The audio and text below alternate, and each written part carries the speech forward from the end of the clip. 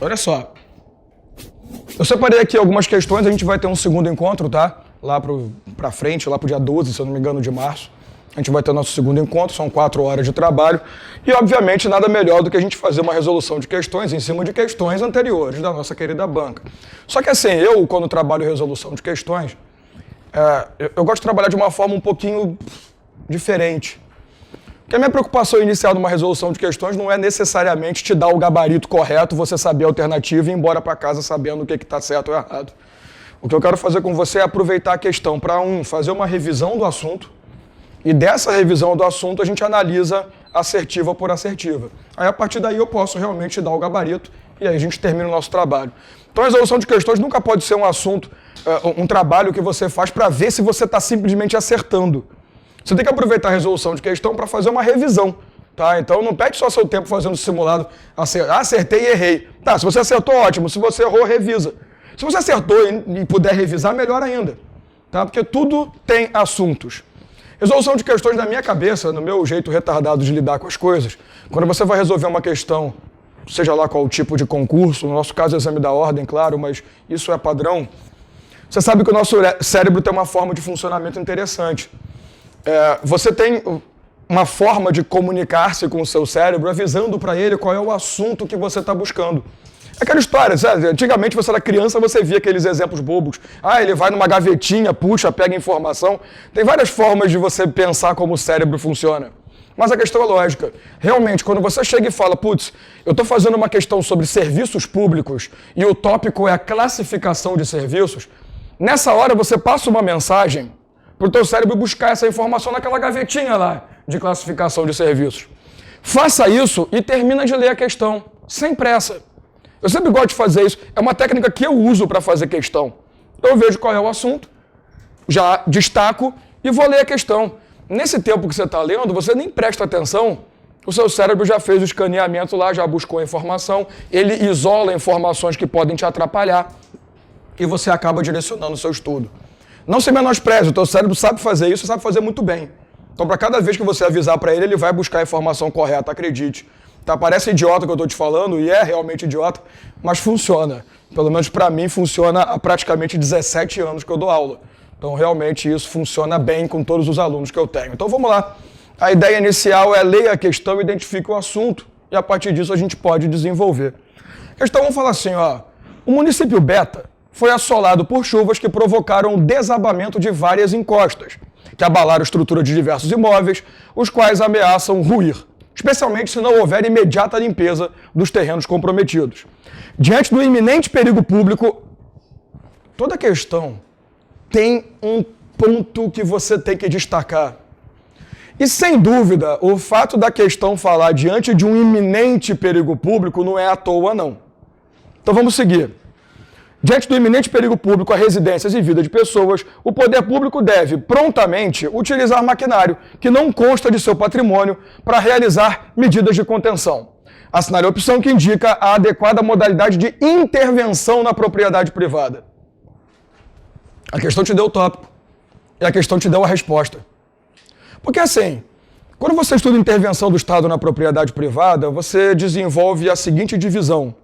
Existe a intervenção supressiva, que é aquela em que o Estado exerce um ato de supremacia, retirando a propriedade do seu bojo e trazendo para o patrimônio público. E essa intervenção supressiva você conhece como desapropriação, aliás, é a única modalidade que nós temos. E tem a intervenção restritiva, que é aquela que não tem o condão de retirada de patrimônio, mas que gera uma certa restrição ou gera uma limitação de uso por parte do proprietário. Quando você fala em intervenção restritiva, nós temos 5 modalidades. Tá? E eu sempre gosto de falar isso nas aulas presenciais. Quando você tem essas modalidades, não cabe você ficar se preocupando em memorizar tudo sobre ela. Cabem características. Por exemplo, eu tenho uma coisinha chamada limitação administrativa. A limitação administrativa é aquele cara que simplesmente traz uma regra geral e abstrata que estabelece limites de utilização de propriedade. O exemplo clássico, um plano diretor, que determina que em tal localização não pode ter construções com mais de 2 andares, ou não pode ter uma construção que a distância entre as propriedades seja menor de 2, 3, 4 metros. Então você tem uma legislação que limita o seu uso? A pergunta é muito simples. É uma restrição geral e específica que ocorre de forma permanente. Tem alguma coisa a ver com iminente perigo público, não? Então você já chega na limitação e joga fora. Eu estou te lembrando todas, claro que a questão traz 4 ali, mas você já pode pegar a limitação e pensar, estou indo embora. Servidão administrativa é aquela história do direito civil. Você tem o interesse público como dominante e você tem os prédios, as propriedades, melhor dizendo, como servientes. Aí você parte daquela história. Eu estou utilizando a sua propriedade para fazer uma instalação permanente, né? Não é temporária, para atender interesse público, fazer uma instalação de postes de iluminação, sei lá, placa de identificação de rua. Não é o caso. Até porque, de novo, não tem iminente perigo público. Se você já pegou, você já matou a questão há muito tempo, né? Mas tudo bem. Você tem uma coisa chamada ocupação temporária. Pô, ocupação temporária parece, porque na verdade a administração pública está utilizando ali um maquinário, uma propriedade para atender demanda pública. Só que a ocupação temporária ela tem um companheiro chamado requisição administrativa. Esses 2 caras são os mais cobrados em provas porque são os que mais confundem quando se tem essa comparação. Ocupação temporária, sim, traz a ideia de temporariamente ocupar uma propriedade, seja um bem móvel, imóvel, não me importa. A questão é que na ocupação temporária não há iminente perigo público. A importância de você destacar no enunciado o tal do iminente perigo público é exatamente a característica principal de um cara chamado requisição administrativa. Requisição administrativa você estuda no direito constitucional.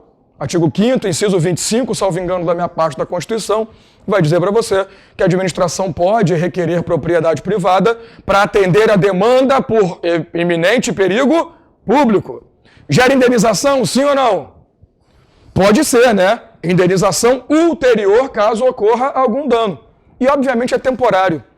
Então, na minha cabeça retardada, você tem que andar assim, ó. Tem 4 intervenções restritivas, eu não falei do tombamento, que ele foge de qualquer coisa, né? Tem 4 intervenções restritivas que você tem que guardar característica. Limitação geral, abstrata, permanente, não gera indenização de regra. Servidão administrativa é específica, é permanente e gera indenização. Ocupação temporária é específico, claro, é temporário e não gera, a princípio, uma indenização. Mas não gera. Vai utilizar ali uma... Aliás, desculpa, né? Gera uma indenização, perdão. O cara vai utilizar um prédio privado para realizar eleições, ele tem que pagar pelo uso. Né? Instalar uma junta eleitoral ali, uma zona eleitoral. Junta eleitoral é outra coisa. Uma zona eleitoral vai ter que indenizar. Requisição administrativa. É temporária, é específica, porém a indenização só ocorre posteriormente, ulteriormente, caso realmente tenha dano comprovado. O tombamento é o cara que você nunca vai poder confundir, porque tombamento refere-se à preservação de patrimônio histórico e cultural. O tombamento ele é permanente, até que se mude a ideia. O tombamento não gera indenização. O máximo que pode gerar é, caso você não tenha condições financeiras de arcar com a conservação daquele bem, você pode pedir para a administração fazê-lo por você. Só que você continua sendo o conservador, só não vai pagar. A administração que vai repassar recursos de manutenção. Eu só peço destaque para o tombamento, caso seja uma questão possível em prova, em 2 coisas. Primeiro, não há tombamento em bem imaterial, por favor. Bem imaterial é registrado, não é tombado pelo patrimônio histórico. Tá? Porque o tombamento traz a ideia de que você não pode modificar a coisa. O registro pode. O registro você pode fazer o que você quiser. Porque o registro é só um reconhecimento de valor. Não é uma preservação de patrimônio. E a segunda coisa que eu te digo de coração, o tombamento pode ocorrer diversas vezes sobre o mesmo bem. Pode ter um tombamento municipal, depois um estadual, depois um federal, inclusive internacional, através da Unesco. Nada impede, se for um patrimônio considerado de interesse internacional. E um tombamento não derruba o outro. Então eu posso ter um tombado em Porto Alegre e algo tombado pelo Rio Grande do Sul ao mesmo tempo. Um tombamento não é maior do que o outro. Beleza? Observação também que vale a pena falar sempre. Durante muitos anos o tombamento gerava o direito de preferência em nome do Estado. Isso foi revogado. Não é porque está tombado o patrimônio que você tem a obrigação de oferecer para o Estado. Só se ele for para asta pública, só se ele for para leilão, aí sim o Estado tem preferência. Mas nas suas mãos, não. Então veja bem, o que você separou no enunciado como gatilhos para resolver? Intervenção do Estado, que aí você já separou no cérebro qual é o assunto, e ele falou iminente perigo público, ali que está a resposta. Falou iminente perigo público,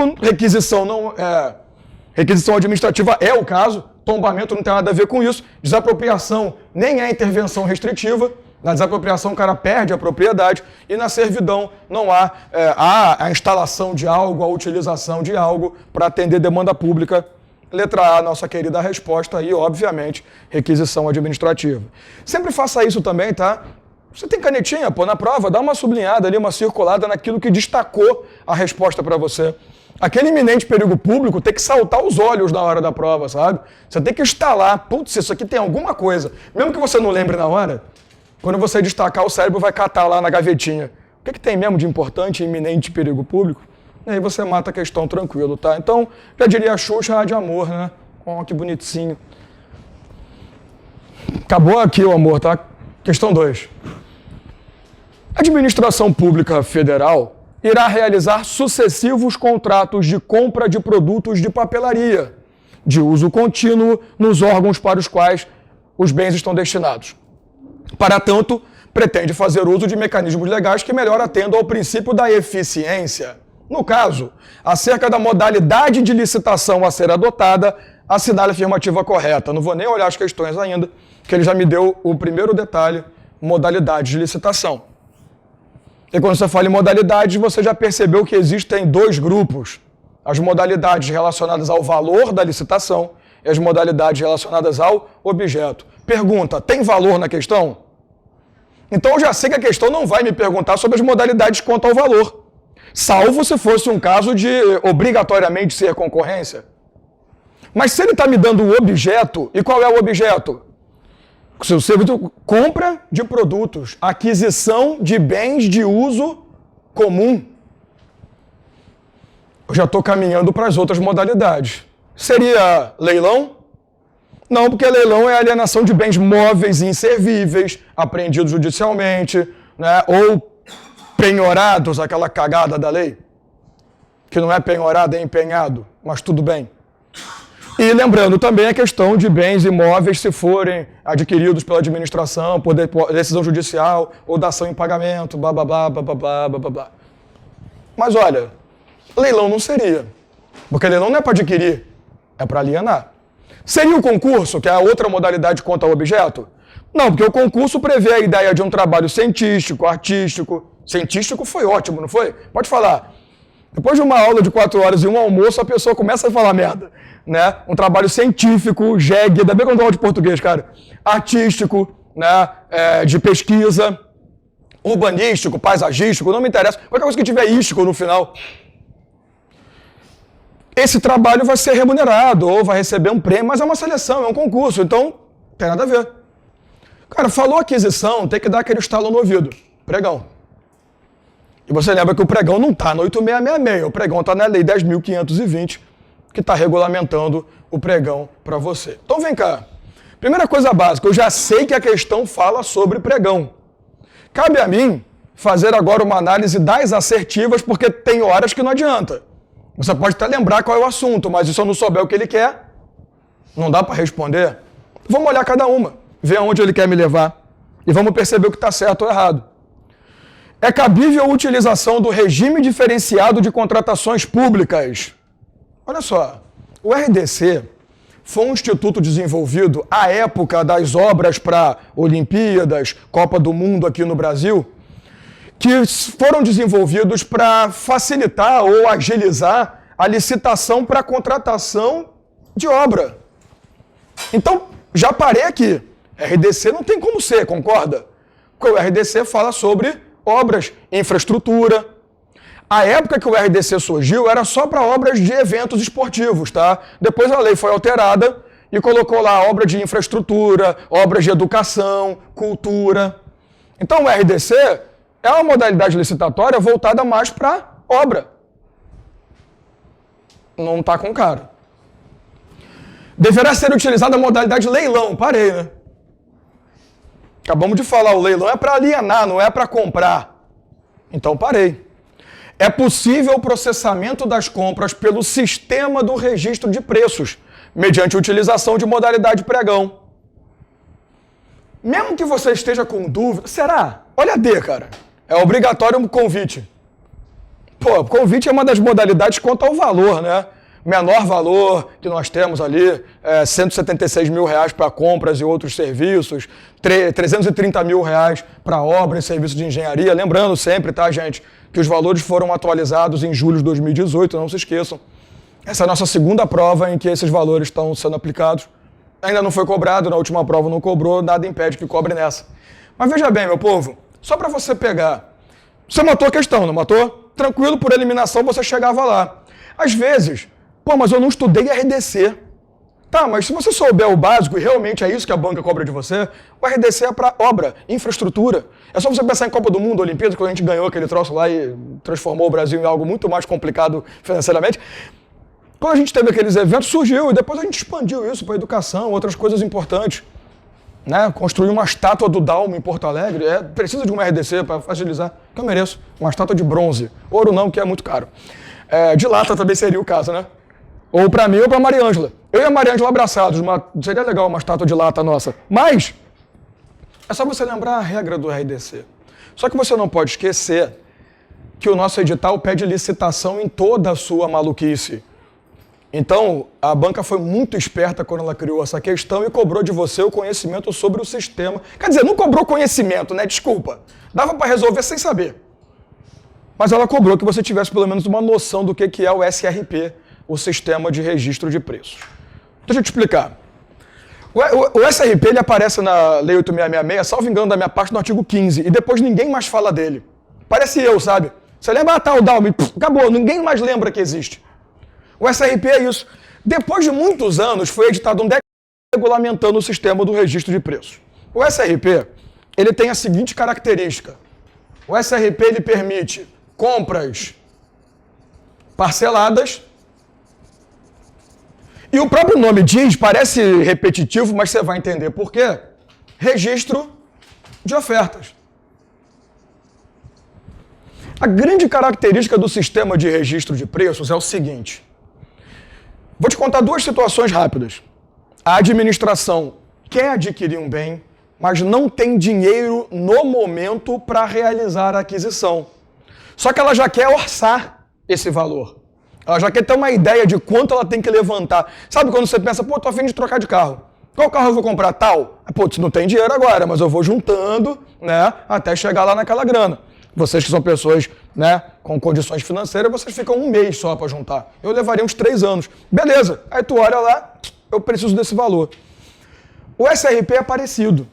A administração faz o seguinte, olha, eu pretendo comprar, sei lá, 20 carros novos para a Câmara Legislativa, trocar ali, tadinhos, né? O vereador tem que andar com um carro novo, pô.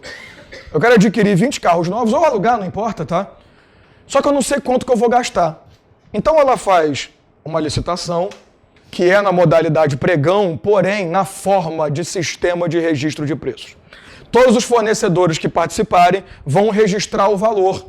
Ah, você quer comprar 20? Eu cobro de você 100 mil. Quer comprar 20? Eu cobro de você 90. Sei lá, tá lá os valores.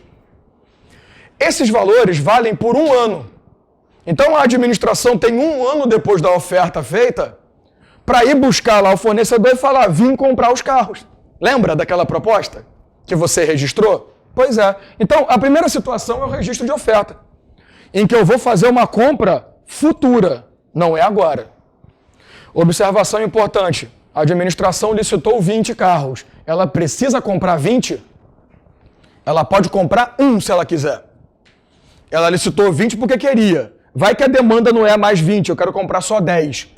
Ela não tem obrigação nenhuma de comprar aquele quantitativo que foi registrado na oferta. Só, obviamente, ela vai pagar o valor, porque o valor registrado fica individual, além do valor final de contrato. Mas ela vai comprar individualmente. Às vezes a administração vai comprar um produto, alguma coisa, só que ela também não tem local para armazenar aquilo tudo. Tipo, sei lá, coisa idiota, papel higiênico, caneta, lápis, folha, resma de papel A4, sabe? Às vezes o cara vai comprar um troço e, pô, cara, pensa comigo. Toda hora eu tô comprando ali papel higiênico, toda hora eu tô mudando, tô comprando sabonete. Vou ter que ficar fazendo um monte de licitação? Não. Eu posso fazer um levantamento. Quanto que eu gasto em 1 ano normalmente? Ah, eu gasto tanto. Então eu vou comprar, sei lá, 10 mil rolos de papel higiênico. E claro, como é para interesse público usar, papel higiênico daquele rosa antigo, sabe? Que rachava, né? Parecia uma lixa. Ou você vai comprar esse papel novo de 4 folhas. Ah, vai dormir, né? Eu gosto, dá uma acariciada. Então a ideia é a seguinte, o cara compra o pior papel possível, mas não interessa a qualidade. Ele fala que vai comprar 10 mil rolos, mas eu não vou armazenar 10 mil. Então eu faço compra parcelada. Ou seja, eu vou fazer uma compra que traz a ideia de entrega parcelada. Percebeu a jogada? No período de um ano eu vou comprar de você. Só que eu quero que você me entregue 100 por semana, 200 por semana, sei lá, como vai ficar melhor. Então é por isso que se usa o SRP. Ou é para fazer uma compra no futuro, ou é para fazer uma compra em que a entrega será parcelada. Tá? E, obviamente, o pagamento vai ser também devidamente considerado entre as partes. Tá? Beleza? E sempre, registro de preço sempre é a modalidade pregão, porque é aquisição, não é alienação nem nada. Então, realmente, a nossa resposta é a letra C. C de xícara. Concorda? Tá comigo? Essa questão 3 é interessante, olha. Terceiro setor. Terceiro setor é um assunto que a FGV ela se mostrou bem interessada durante 2, 3 concursos e depois deu uma ignorada. O terceiro setor ele é formado por aquelas pessoas que a gente conhece como entidades paraestatais, que são entidades privadas que firmam contratos junto à administração pública e mediante esses contratos, seja um contrato de gestão, seja um convênio, mediante essas comunicações, essas entidades passam a receber recursos ou benefícios do Estado para oferecer algo. Quando você estuda terceiro setor, na boa, basta você memorizar, porque não custa nada você também de vez em quando guardar umas informações, qual é o tipo de contrato que é firmado e como que funciona a relação, o que vai ser oferecido. E olha só, a Associação Delta, se dedica à promoção do voluntariado e foi qualificada como OCIP. Após o que, formalizou o termo de parceria com a União, por meio do qual recebeu recursos que aplicou integralmente na realização de suas atividades, inclusive na aquisição de um imóvel, que passou a ser a sede da entidade. Com base nessa situação hipotética, assinale a afirmativa correta. Apertei demais o botão, mas tudo bem. Trouxa, né? Primeira coisa importante que você vai desenvolver é o que a própria questão te deu. Olha o enunciado. Toda vez que você fala numa OCIP, Organização Social da Sociedade Civil, supostamente é uma ONG evoluída, né? A OCIP é uma ONG. É uma organização social, uma OAS evoluída, sem fins lucrativos. Tá bom. Organização de Sociedade Civil de interesse público, tá? Ela, primeiro, serve para oferecer serviço de qualificação para os membros que compõem a administração pública. Uma OCIP ela tem essa marca. Ela vai fazer um acordo com uma universidade pública ou com um próprio agente público, por exemplo, uma prefeitura, alguma coisa, para oferecer qualificação técnica, para oferecer convênios que tragam para os membros daquela composição acesso a formas de qualificação. Só que ela não tem fim lucrativo. A finalidade dela é ajudar a melhorar a qualidade técnica dos agentes públicos. E toda a OCIP, ela é finalizada, ela é formalizada por um termo de parceria. Isso é importante porque se cair numa prova falando que a OCIP formaliza contrato de gestão, está errado. Convênio, está errado. É um termo de parceria. E essa OCIP não tem fim lucrativo, logo ela vai receber os recursos públicos, não vai? Vai, mas não para ela, e sim para poder garantir a prestação do serviço. Quando você olha a ele fala assim, ó, a associação não poderia ter sido qualificada como OCIP, considerando que seu objeto é a promoção do voluntariado. Pelo contrário, a OCIP tem exatamente essa função, promoção de voluntariado. Qualquer outro ente do terceiro setor que não seria aceito. Uma organização social não pode fazer isso, por exemplo, tá? O Sistema S não tem essa questão de qualificação profissional de entes, agentes públicos. O Sistema S tem a qualificação de, né, a promoção da qualificação para toda a sociedade. Senai, Sebrae, aquelas porcarias lá com um monte de S. Sesc, SESI e por aí vai. A letra B, a qualificação como OCIP é ato discricionário. Gente, não. A classificação de entidades do terceiro setor se dá com base no objeto da prestação. A lei regula. Se ela faz isso, eu vou classificar como tal. E também não é do tipo, olha só, eu tenho cara de OCIP, eu atuo como OCIP, eu quero ser OCIP, você vai me reconhecer? E o Estado fala não. O que o Estado pode falar é que não tem interesse que aquela entidade exista. Aí tudo bem. Agora, a classificação não é discricionária, é um ato o quê? Vinculado. Atendeu os requisitos para ser uma OCIP? Atendi. Então pronto. Beleza? A qualificação como OCIP não autoriza recebimento de recurso financeiro. Pelo contrário, gente. O termo de parceria vem exatamente nessa ideia. Você promete algo, você oferece para mim algo e eu sou o teu parceiro oferecendo recursos, custeando o teu serviço. Até porque é sem fim lucrativo, né? Não que não possa ter lucro, mas ela não tem finalidade de lucro. Então ela vai receber, pode cobrar até mensalidade, quem sabe, mas só para poder manter o serviço mesmo. Mas a ideia é que não cobre. Infelizmente eu te dei a resposta antes e sobrou a letra D. A associação não tem liberdade para alienar livremente bens adquiridos com recursos públicos provenientes do termo de parceria. Meu povo, vamos pensar rápido. Se eu adquirir um bem com recursos públicos, é óbvio que esse bem não vai incorporar o patrimônio ou a composição patrimonial da OCIP. Pelo menos não definitivamente. Porque enquanto for um recurso público aplicado para adquirir um bem, aquele bem vai ter classificação de quê? Bem público.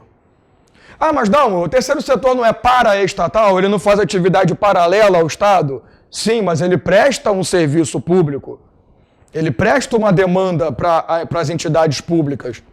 Então, assim, realmente, se a OCIP quiser alienar um bem, ela não pode simplesmente chegar, vou vender. Ela tem que pedir autorização, ela tem que fazer avaliação prévia, como se bem público fosse. Não estou dizendo que é um bem público efetivamente. Até porque o Código Civil é bem objetivo, né? Só são bens públicos aqueles que compõem PJ de direito público, o resto é privado. E qualquer entidade do terceiro setor é privada, qualquer uma. Sem dúvida. A ideia é que é recurso... Pô, seria muito idiota, né? Você é uma entidade que recebe recurso público, compra coisa e vende livremente. É como se eu estivesse meio que lavando um dinheiro, né? Me dá um recurso, eu vou comprar uma casa e depois eu vou vender.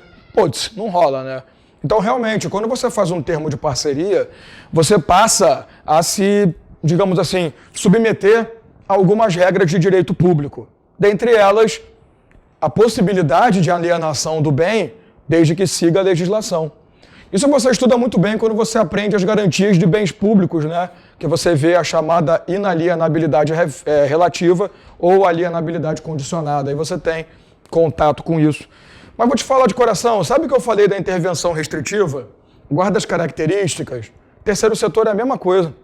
Tu não tem que ficar memorizando historinha, não. Guarda o seguinte, como é que eles firmam parceria? É um convênio? É um contrato de gestão? É um termo de parceria? O que a entidade oferece? Quando você conseguir matar esses dois, você resolve qualquer questão sobre terceiro setor.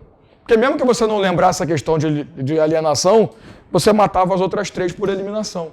Então, terceiro setor também é um assunto que não é para você ficar se aprofundando. É algo para você, um dia antes da prova, dar uma batida e começar a pegar aí as características e acabou. Mas não é para você ficar se aprofundando, como é que funciona, a organização do sistema S, não. Isso não é problema do direito administrativo, tá? A gente só aceita as parcerias, mano. Mas a gente não enche muito o saco, não. Tá comigo? Amém, irmãos?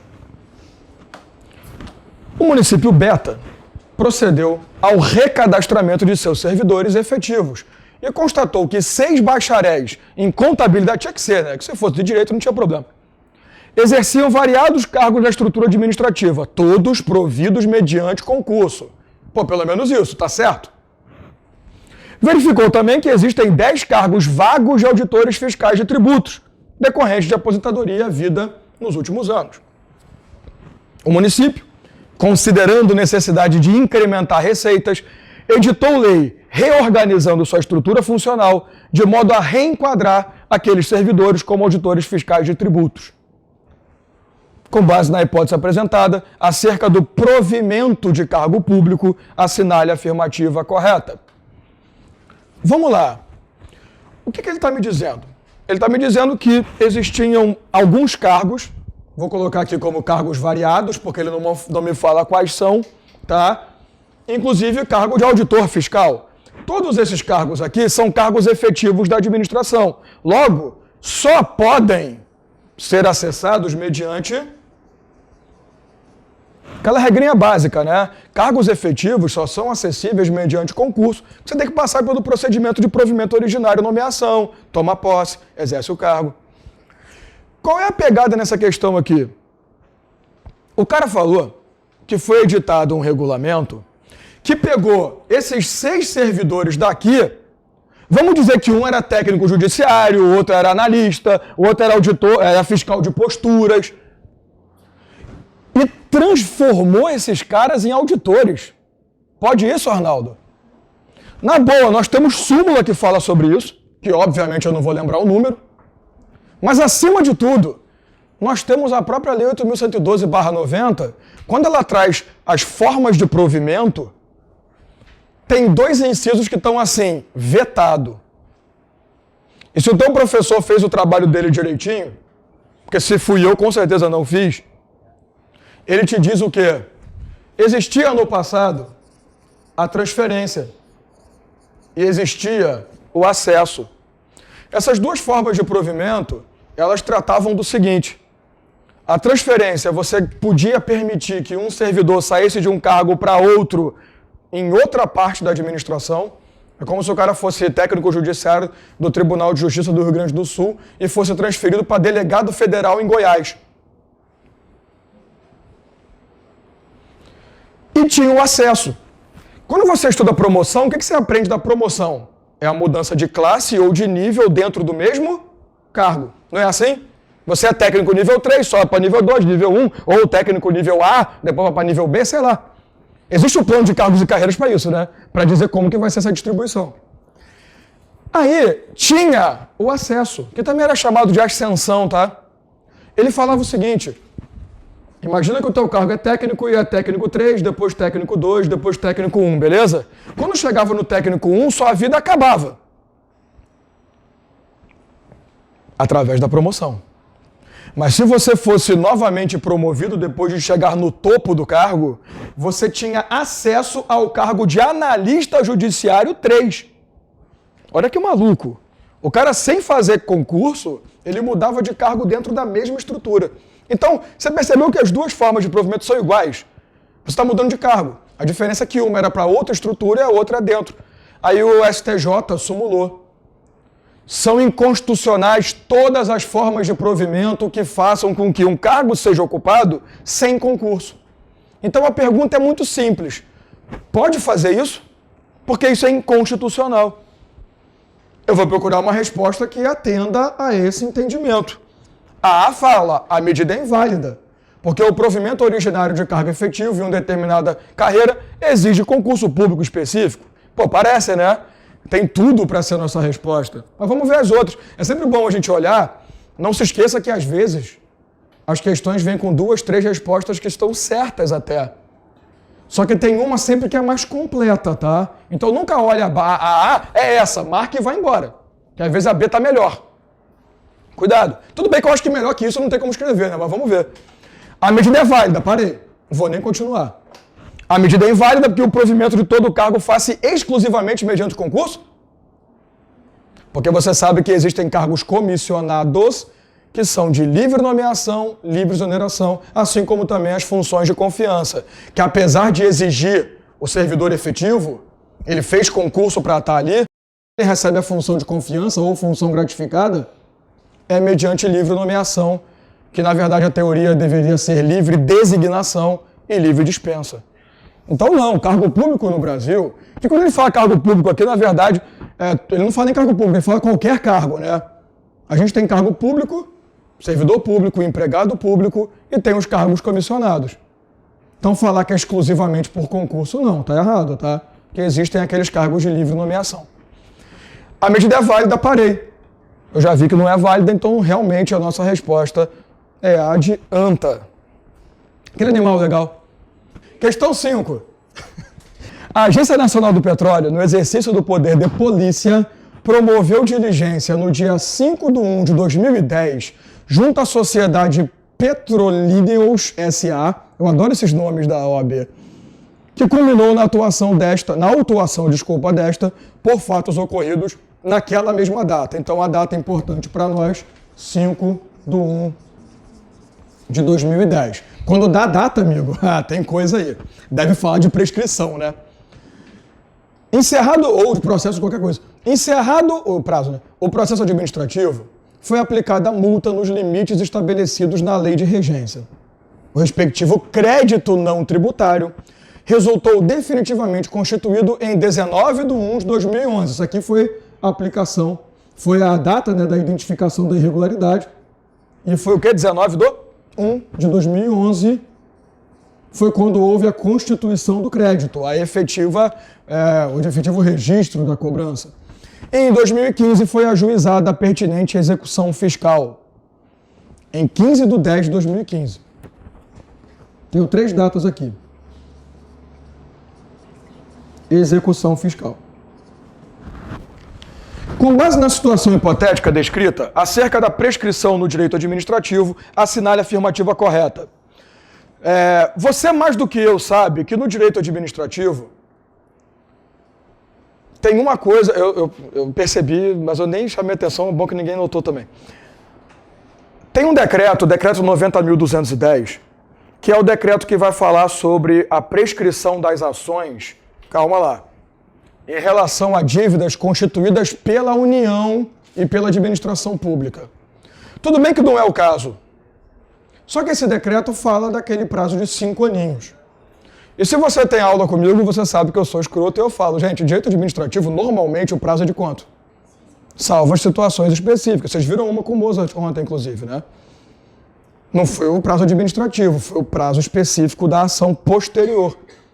Então, assim, normalmente 5 anos você resolve a vida. Mas, porém, contudo, todavia, entretanto, já diria um amigo meu, você tem que saber a partir de quando começa a correr efetivamente a contagem daquele prazo. Fora a legislação específica, que há outros prazos, você vai aplicar 5 anos. A pergunta é, eu estou falando de execução fiscal, execução de crédito, execução tributária, não me importa. Eu só posso executar algo a partir do momento que esse algo se torna uma dívida efetiva, concorda comigo? Que você não pagou. E aquela dívida efetiva só que se constitui verdadeiramente a partir do momento em que essa dívida é registrada. Porque, por enquanto, não tem nada. Até então, não houve efetivamente uma ação determinando, olha, você tem que pagar. Concorda comigo? O que houve foi o seguinte, o cara foi lá, identificou a irregularidade, falou, abrimos um processo, vai dar M. Só que você não tem que usar a data em que houve a ação de verificação de irregularidade. Porque eu não estou falando de prescrição da ação de aplicação de multa ou da aplicação de penalidades. Você consegue enxergar isso comigo? Essa data aqui começa a correr o prazo para o processo administrativo e, consequentemente, a aplicação de multa. Na verdade, ali ele já fez tudo, né? Ele fez o processo, identificou a irregularidade, mas da data do conhecimento do fato começa a correr prazo para a propositura do processo administrativo, que vai identificar a irregularidade. Mas eu estou falando de execução de um crédito. E, obviamente, a execução do crédito só começa a contar a partir do momento em que o crédito foi efetivamente instaurado, constituído ou registrado, que foi na data de 19/1 de 2011. Como são 5 anos, houve prescrição? Você percebe questão esperta? Porque ela queria que você usasse a data de 5/1, que aqui houve prescrição. Mas o que houve foi prescrição, quer dizer, houve não, né? Modo de dizer, tá? O que houve aqui, o que poderia acontecer é uma prescrição para aplicação de penalidade. Que aí você tem uma, entre aspas, convalidação tácita dos atos, né? Fazer o quê? Deixa eu até voltar para a questão rapidinho. Promoveu uma diligência no dia 5, que culminou na autuação desta. Tá, encontrei irregularidade, notifiquei. Encerrado o processo, foi aplicado multa e o crédito só foi constituído em 19/1. Então, cuidado que, olha só, essa data aqui da diligência é a data que inicia o prazo para o processo. Mas depois do processo, você tem que esperar o registro efetivo do crédito. Então, operou-se prescrição? Não, parei já. Não se operou prescrição por execução do crédito, que pode ser cobrado pela administração federal a qualquer tempo. Essa resposta seria viável em apenas um caso. Guarde isso, que é um julgamento muito recente do STF, tá? Outubro, novembro do ano passado. Se for uma ação de ressarcimento ao erário de um ato de improbidade, resultante de um ato de improbidade, a ação é imprescritível. Por força da leitura do artigo 37, parágrafo 5º da Constituição Federal. Guarde isso. Artigo 37, parágrafo 5º. Esse é o entendimento atual do STF. Pode ser que mude, mas para nós o edital já foi lançado, só pode cair entendimento anterior. Ele diz que duas coisas. Primeiro, a ação é de ressarcimento ao erário. Já não é o caso da questão, né? Que ali é uma cobrança de um crédito não tributado, beleza? Até porque se fosse tributário cairia o prazo do tio Mozart e não o meu. Mas veja bem, quando ele fala para você que é um crédito, que é uma multa, não é ressarcimento. Ressarcimento ao erário provém da ideia de que você cometeu um ato que causou prejuízo. Desviou dinheiro, deixou de arrecadar algo. Então, o STF entende que, primeiro, tem que ser uma ação de ressarcimento. E segundo, derivada de um ato de improbidade. Não é qualquer ação de ressarcimento não, tá? Se a ação de ressarcimento deriva de qualquer outra que não um ato de improbidade administrativa, ele prescreve de acordo com a lei. É o caso, por exemplo, da responsabilidade civil do Estado.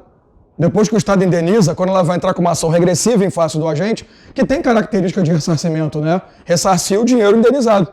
É 3 anos o prazo. Por quê? Porque lá é privado. Lá é Código Civil. Então, cuidado que antigamente aplicava, agora não, tá?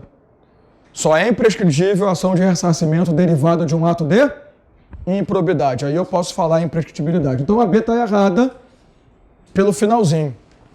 Operou-se prescrição para execução do crédito, considerando lapso de 3 anos. 3 anos é relação privada e não relação pública necessariamente. Apesar de que também, deixa eu falar, não se operou a prescrição para execução do crédito, considerando o lapso de 5 anos entre a data da sua constituição definitiva e do ajuizamento da ação. Então, realmente, a nossa resposta, letra D de jeans. Tomar banho, né?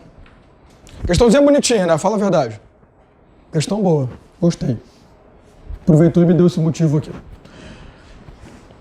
Questão 6. Essa daqui é boa porque ela vai falar sobre princípios dos serviços públicos, na verdade, princípios da administração pública na sua generalidade. Determinada empresa apresenta impugnação ao edital de concessão do serviço público metroviário em determinado estado, sob a alegação de que a estipulação do retorno ao poder concedente de todos os bens reversíveis, já amortizados, quando do advento do tempo final do contrato, ensejaria enriquecimento sem causa do Estado. Mentira, né? Tô zoando. Assinale a opção que indica o princípio que justifica tal previsão editalícia. Vamos por partes, já diria aquele ex-goleiro do time lá de futebol do Rio. A ideia é a seguinte. A questão me fala de vários dispositivos. Primeiro, ele me fala que houve uma concessão de serviço público mediante licitação. Perfeito. Artigo 175 da Constituição Federal exige que toda concessão ou permissão de serviço seja mediante licitação. E detalhe, concessão sempre na modalidade concorrência. A permissão é que pode ser outras modalidades de acordo com o valor. Segunda coisa que ele destaca, a reversão dos bens. Quando você estuda serviços públicos, uma das últimas coisas que eu falo, pelo menos nas minhas aulas, é a possibilidade de reversão. O que é isso? Imagina que houve uma concessão de serviço público para a prestação de serviço de energia elétrica, fornecimento de energia elétrica para a sociedade. Aí essa empresa que ganhou, investe pra caramba, instala um monte de poste de iluminação novo, passa fio novo, gasta uma grana. Beleza.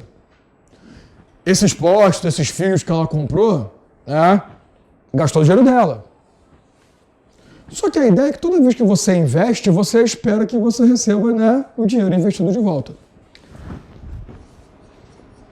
A reversão é o seguinte. Você concorda comigo que seria muito maluco se, ao final do contrato de concessão, a empresa de fornecimento de energia fosse embora com todos os postes, fios de iluminação, de transmissão de energia? Não seria meio estranho? A empresa simplesmente chega lá, valeu, obrigado, o contrato foi ótimo, estou levando minhas coisas, arranca tudo. Então, todo edital de concessão de serviço vai prever a reversão dos bens. O que seria a reversão? Aqueles bens que eram privados, que são essenciais para a manutenção do serviço, não são todos, serão revertidos para o patrimônio público. Então, aqueles bens, aqueles postes, aquelas linhas de transmissão vão virar, ao final do contrato, bens públicos, automaticamente. Tem algum erro isso está previsto no edital? Não, é o direito. Você está entendendo esse ponto da reversão? Tem coisas que não me interessam. O computador que a empresa comprou, a mesa, a impressora. Leva esta bosta. Leva para tua avó para ela usar, tranquilo. O que eu não vou deixar você levar são aquelas coisas essenciais. E o cara vai e deixa, né? Não dá, né? Então, veja bem. A reversão recai sobre os chamados bens indispensáveis para a manutenção do serviço público. Se eu falasse outra palavra, eu dava a resposta. Para a manutenção do serviço público. Só para constar, essa reversão ela pode ser indenizada e ela pode ser amortizada. A reversão será indenizada quando, por exemplo, o valor investido foi de R$1 milhão e eu não consegui recuperar esse 1 milhão com a cobrança do serviço. Eu recuperei 800 mil. Naqueles bens, tá? Investido naqueles bens indispensáveis que serão revertidos. Então a administração, quando reverter, vai ter que me pagar a diferença. Então essa é a chamada reversão indenizada. A administração garante que ela vai complementar o valor necessário para você ter a recuperação do teu investimento. Na reversão amortizada, você vai ter os seus bens revertidos sem conversa. Eu não vou te pagar nada, porque houve amortização, o que você investiu foi recuperado, então não enche meu saco, vai embora e deixa aqui. Então, não tem nada de errado, está tudo certo, e se tem um princípio que anda de bracinhos dados com o serviço público, é o chamado princípio da continuidade da prestação do serviço. Ele me pediu o princípio, não foi? Detalhe, desconcentração e imperatividade nem princípios são. A desconcentração é uma técnica administrativa, não tem nada a ver. A desconcentração, você lembra, é quando uma pessoa jurídica se desmembra em órgãos públicos. A imperatividade é um atributo de um ato administrativo. É aquela ordem que ele gera, que ele emana para o outro.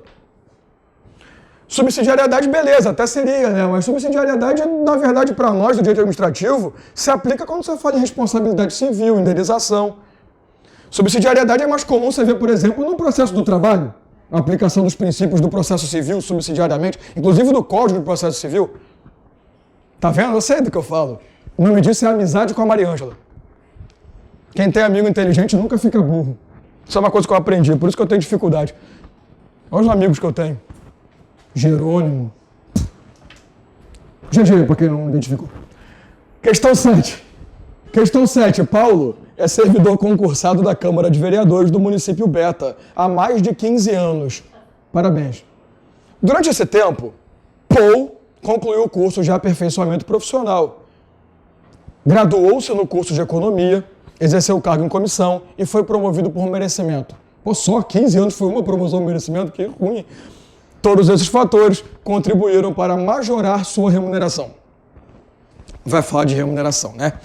Considerando a disciplina constitucional a respeito de servidores públicos, assinar a alternativa correta. Claro que a gente está me pedindo as regras que você encontra dos artigos 37 a 41 da Constituição. São as normas constitucionais que regulamentam a prestação do serviço público, ou a administração pública em geral. Atenção! Quando você fala em remuneração, qual é o assunto mais importante dentro do artigo 37? Teto remuneratório. Artigo 37, inciso 11. Quando você estuda esse cara, tem outro também que eu vou falar daqui a pouco, mas talvez esse aqui seja o grande detalhe. Você aprende o chamado teto remuneratório. Ou seja, você aprende que um determinado agente público não pode ganhar mais do que alguém ou alguma coisa. Toma cuidado, o inciso 11 traz várias regras. E a gente às vezes foca apenas em uma. Porque você conhece o teto remuneratório federal, perfeito? Só que às vezes você esquece que existe o teto estadual e existe o teto municipal. O teto, que aliás é o teto remuneratório geral, né? Que a gente chama de teto remuneratório clássico, que é o federal. É quanto ganha o ministro do Supremo Tribunal Fedorento. Então você pega os 39 mil e pouquinho hoje, não dá para viver com isso, né? E você não pode ganhar mais do que esse teto. Esse é o teto geral. Só que existem os subtetos, né, meu povo? O subteto, por exemplo, municipal, é quanto se paga para o prefeito, chefe do Poder Executivo. O subteto estadual é aquele que é pago, depende do poder. Se você for servidor público do Legislativo, do Judiciário e do Executivo. Qual é o subteto para quem está no Poder Legislativo? É quanto ganha um deputado federal, tá? Porque ele é do Estado, não se esqueça. Apesar de ser federal, ele representa o Estado. No Judiciário é quanto ganha um desembargador do Tribunal de Justiça lá do Estado. E no Executivo é quanto ganha o governador. Então, assim, a gente às vezes esquece, claro que também vai ter outras regrinhas, mas a gente esquece do primeiro detalhe, que são os subtetos. Existe um segundo detalhe que eu quero destacar com você, que é o artigo 37, inciso 9. Ele fala para você que é garantido aos agentes públicos um salário mínimo. Basicamente é isso que ele fala. Ninguém também, vai ganhar menos que um salário mínimo.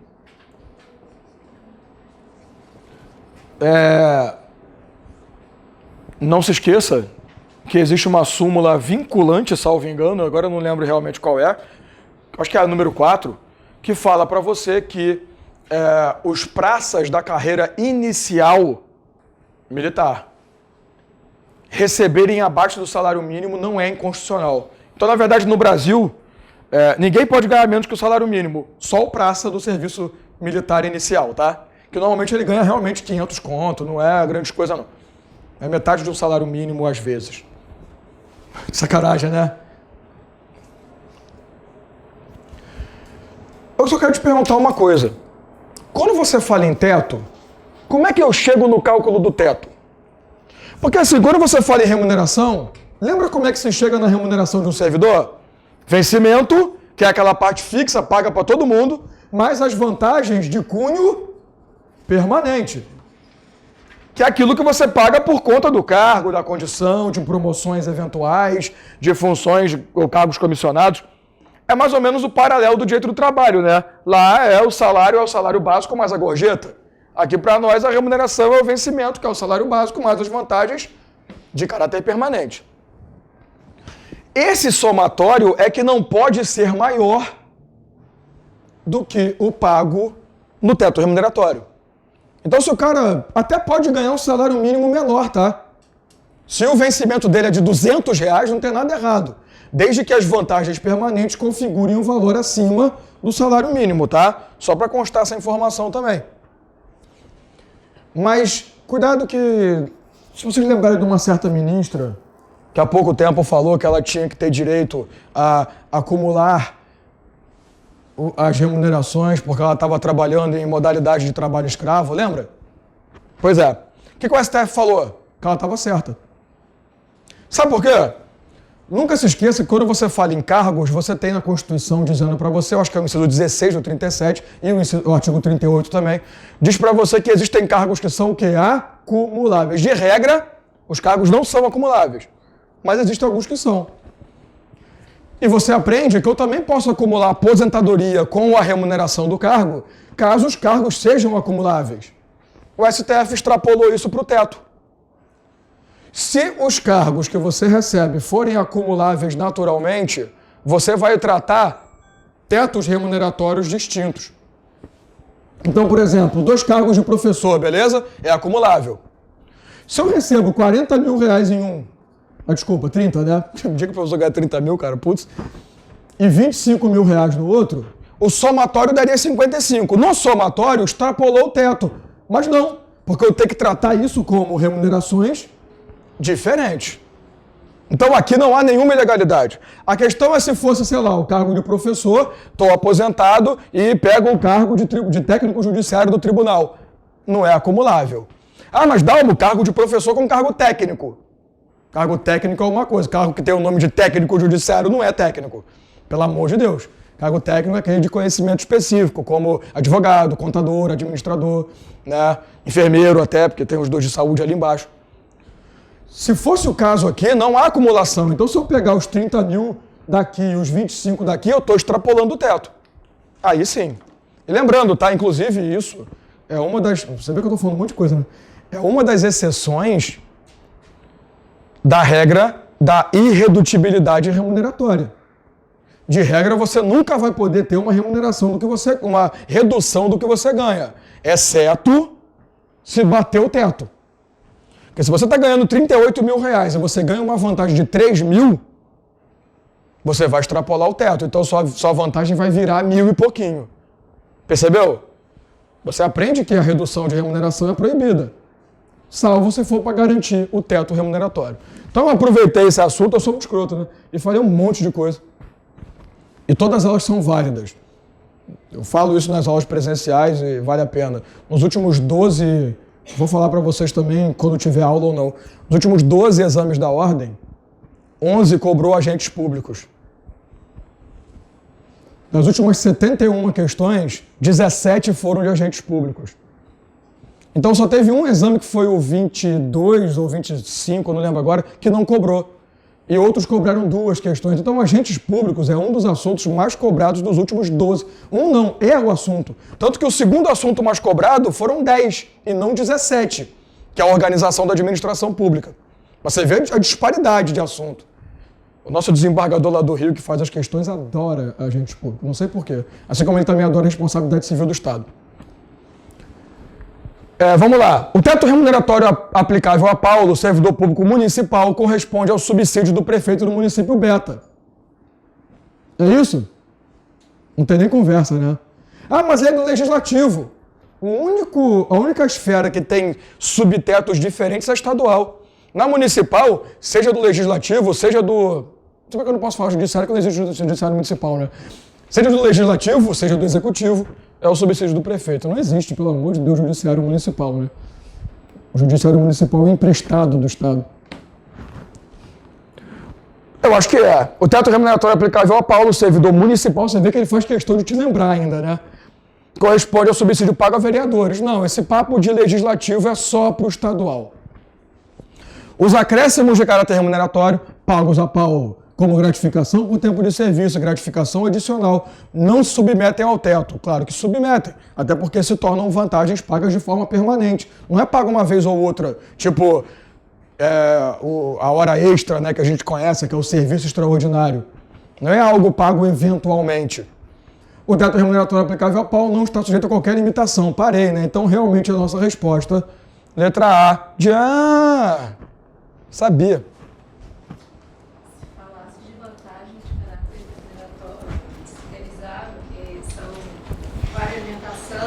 A ajuda de custo, a diária, nunca incorpora a remuneração. Porque depois sim. Aquela a refeição não é incorporada no sim. Na verdade, para servidor público, a gente não tem nem o vale alimentação, na verdade. A gente tem a indenização por alimentação, mas que não é nenhuma indenização legal. Porque a gente oferece cantina, a gente oferece outras coisas, sabe? Pra gente é mais o transporte que entra na história. Mas assim, para servidor público, quando você falar indenização, nunca leve para o cálculo. Tá? Que as indenizações são ajuda de custo, diárias, transporte e auxílio moradia. Tá? Mas o pensamento é o mesmo dentro do trabalho. Vai contar aquela historinha lá em direito acessório do trabalho, alguma coisa que o servidor sim. Para aposentadoria. A diferença é que lá no processo do trabalho você estuda mais a relação seletista, né? A gente estuda aqui mais a relação estatutária. Então, assim, aqui eu tenho que aplicar o Estatuto dos Servidores, que segue o mesmo pensamento. Também tem aquela parte de acumulação e a parte não acumulável. O pensamento é o mesmo. Tá? Sim, sim. Sim. Tá, então guarda no coração essa ideia. Pra gente, só pra você ter uma ideia, nós temos 3 tipos de vantagem. Gratificação, adicional e indenização. Gratificações adicionais, umas incorporam e outras não. É a lei que cria que diz, indenização nunca. Então as vantagens permanentes nossas podem vir de gratificação, tempo de serviço, né? Ou os adicionais, que não são todos. Beleza? Questão 8. O diretor-presidente de uma construtora foi procurado pelo gerente de licitações de uma empresa pública federal, que propôs a contratação direta de sua empresa. Propôs. Com dispensa de licitação mediante pagamento de uma contribuição, será que foi o Sérgio Cabral que fez essa questão? De 2% do valor do contrato, a ser depositado em uma conta no exterior. Parece, né? Homenagem a ele. Contudo, após consumado o acerto, foi ele descoberto e publicado em revista de grande circulação. Será que foi a época? Na época não fala essas coisas. A respeito do caso descrito, assinale a afirmativa correta. Eu acho, deixa eu olhar até A para ver se eu não estou errado. Estou certo. Eu acho que essa questão vai falar de improbidade, né? Cadê? O que você está fazendo aí, ô desgraçado?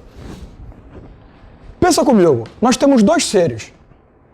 Um agente público, que aceitou Propinex, e um agente privado, um particular, que participou do ato lesivo.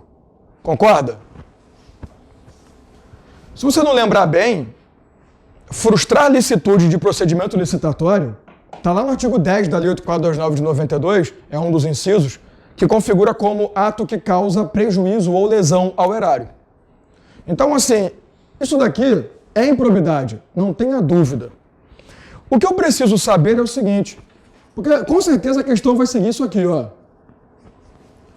Eu tenho um ato de improbidade que é cometido por 2 pessoas, um agente público e um particular.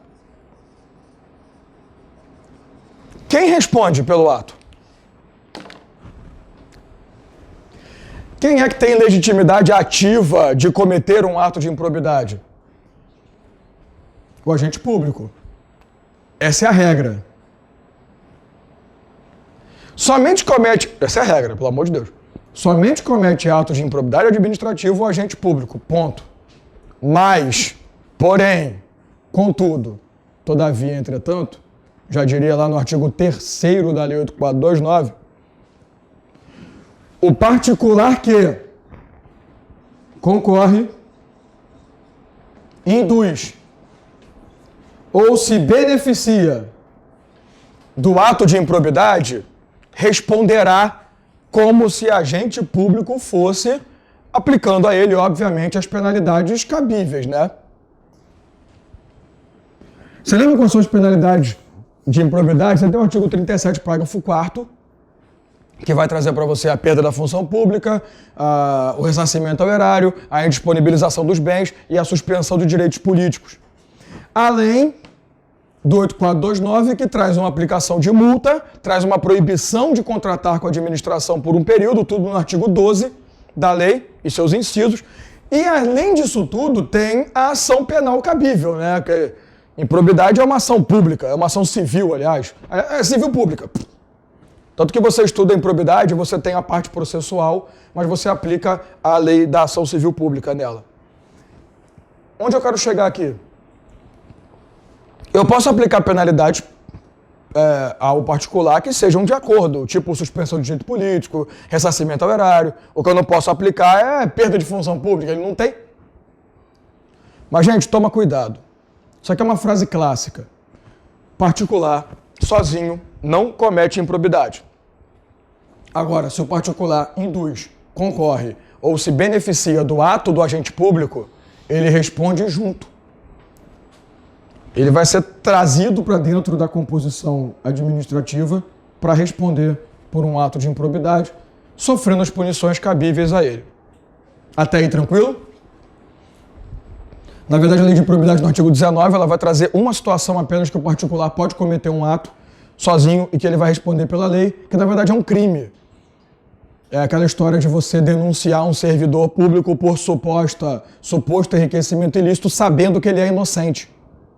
Isso é um crime, tá? Que é previsto na Lei 8429, que é uma lei civil, mas ela tem esse crime ali dentro. Inclusive tem a penalidade prevista no artigo, que só o particular pode cometer. É como se fosse uma denunciação caluniosa. Gente, como se fosse, pelo amor de Deus. O particular contra o agente público. Eu sei que você ganhou loteria, e eu vou lá e falo, tá enriquecendo ilicitamente, que ele comprou um carrão com o salário que ele tem na administração, mas eu sei que você ganhou loteria. Eu só tô com inveja. Só mais uma coisa, aproveitando a oportunidade. Não se esqueça que o STF firmou um entendimento em meados de 2018 de duas coisas. Primeiro, agentes políticos respondem por improbidade atualmente, sim ou não? Agentes políticos, senadores, deputados, respondem ou não? Exceto Deus, presidente da República. Primeira regra. O STF disse que agentes políticos se submetem a um duplo regime sancionatório. Porque você lembra qual era a discussão? O agente político não comete improbidade, ele comete crime de responsabilidade. Era a desculpa. Então não se aplicava aos agentes políticos. Quer dizer, o STF queria e o STJ não. Só que aí, como é que ficou entendido? Peraí. O cara comete crime de responsabilidade, que está na lei eleitoral, mas ele não vai responder por improbidade? Claro que vai. Então esse foi o primeiro entendimento. Os agentes políticos em geral, com exceção do presidente da República, respondem tanto por crime de responsabilidade quanto por improbidade. Primeira coisa. Segunda coisa, você aprende que quando tem crime de responsabilidade existe foro por prerrogativa de função. E na improbidade tem? Não. O agente político vai responder em primeira instância, como se otário que nem eu fosse. Então foram os dois entendimentos pacificados pelo STF em meados do ano passado. Aplica a improbidade ao agente político, salvo o presidente da República, e o agente político não tem prerrogativa por foro de função. Ou, desculpa, né? Foro por prerrogativa de função. Prerrogativa por foro de função ficou meio escroto, né? Vai responder na primeira instância, tá? Sem estresse. Tamo junto? Todos vivos? Somente o gerente de licitação da empresa está sujeito a eventual ação de improbidade. Não, já vi que o particular pode, porque a história conta que ele participou, né? Ele induziu, ele concorreu para o ato de improbidade. Nem o diretor, nem o gerente de licitação estão sujeitos à ação de improbidade. Tudo bem que isso aqui tem cara de Brasil, não tem? Lembrando vocês, tá? Por favor. A lei de improbidade, ela não traz a teoria da responsabilidade objetiva. O que significa isso? Para que eu possa realmente ajuizar uma ação de improbidade, se for nos casos de artigo 9º, enriquecimento ilícito, artigo 10A, concessão indevida de benefício, e artigo 11, atentado contra princípios da administração, eu preciso comprovar o dolo do agente. Se for artigo 10, lesão ao erário, eu preciso demonstrar dolo ou culpa. Teve uma questão que eu peguei um pouco tempo atrás, não foi do exame da ordem não, mas muita gente se revoltou com a questão, porque ela falava que o prefeito fez uma contratação direta de um parente para um cargo público, né? Os seus erros estavam ali, só que a questão falava que o prefeito, eu falei presidente não, né? Sei lá, o prefeito não sabia que estava cometendo uma irregularidade. Sabe qual era a resposta? Não há atos de improbidade, que como ele não sabia, ele agiu com culpa, não com dolo. Muita gente se revoltou, mas está certo, infelizmente a lei fala isso. Porque quando ele contratou sem concurso alguém, ele feriu o princípio da impessoalidade, frustrou a licitação de concurso, artigo 11 da lei 8429. Então cuidado, tá? Eu exijo dolo em todas, e a única que exige culpa é lesão ao erário, os outros a culpa não configura ação de improbidade. Se ele falasse na questão que os dois agiram sem dolo, impossível, né? Nesse caso é impossível, mas o diretor-presidente da construtora, que é beneficiário do esquema, está sujeito a eventual ação de improbidade, mas o gerente não. Eu acho que inverteu. O diretor e o gerente estão sujeitos a eventual ação de improbidade administrativa. Né? Eu acho que ele deu uma invertida na C aí. Você pode achar idiota, mas a FGV tem essa mania de inverter conceitos, porque ela quer usar o teu cansaço contra você. É uma prova grande, né? Não é uma prova miserável com 20 questões. Então, é muito comum a banca querer usar questões invertendo conceitos para tentar pegar você no cansaço. Belezinha? Questão 9. Carlos Mário não basta ser Carlos, tem que ser Mário também. Isso aqui eu acho bonito. Charles Mário, seria se fosse em inglês, chefe do departamento de contratos de uma autarquia federal, descobre, por diversos relatos, que Gerald, um dos servidores a ele subordinado, deixara de comparecer a uma reunião para acompanhar tarde de autógrafos de um famoso artista de televisão. Pô, mas que vida bosta que esse cara tem. Ah, não vou trabalhar não, vou pegar o autógrafo do Antônio Fagundes. Em outra ocasião, todo respeito ao Antônio Fagundes, antes que a associação dos Antônio Fagundes me ajuize uma ação. Geraldo já se ausentara do serviço durante o expediente, sem prévia autorização do seu chefe, razão pela qual lhe fora aplicada advertência. Perfeito.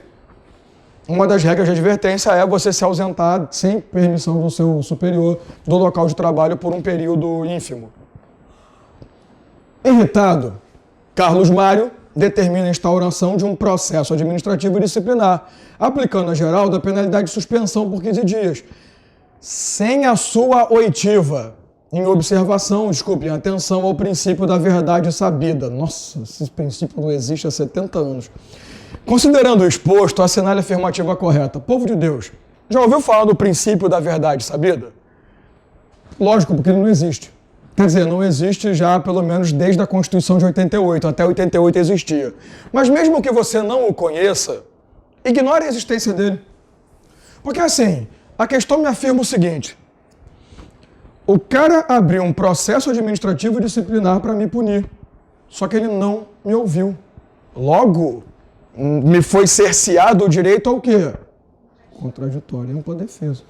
A Constituição fala, no artigo 5º, alguns dos seus incisos lá que eu não lembro, é garantido contraditório e ampla defesa, inclusive nos processos administrativos.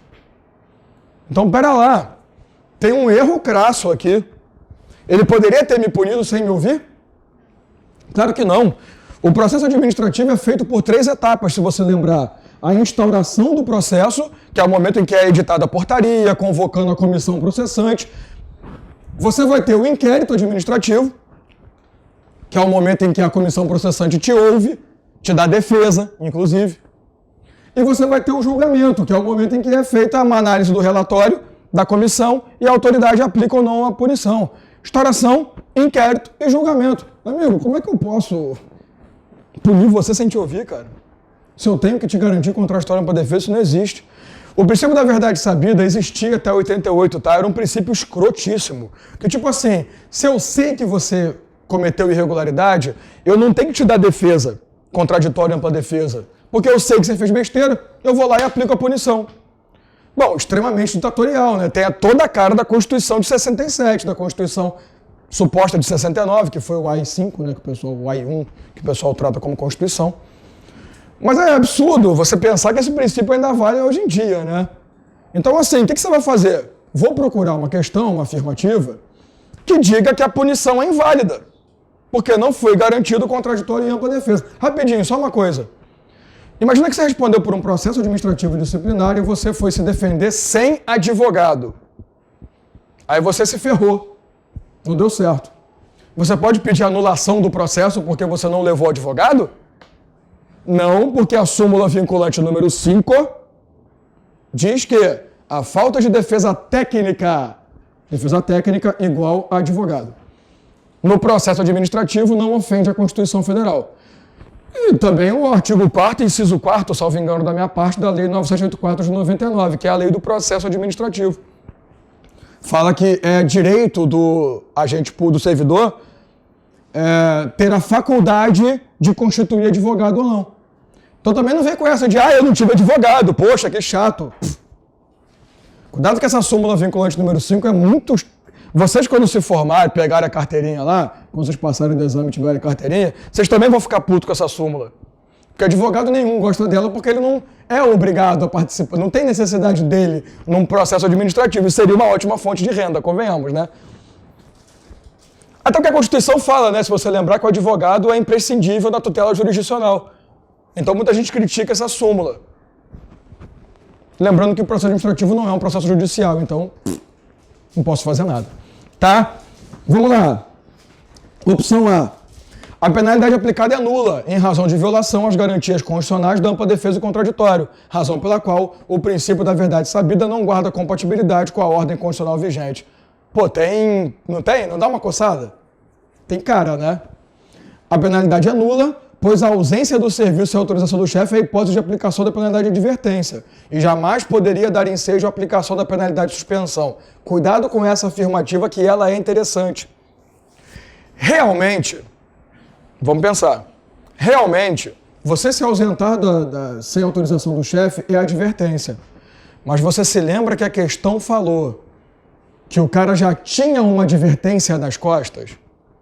E aqui é estilo 2 cartões amarelos e um vermelho. 2 advertências configuram uma...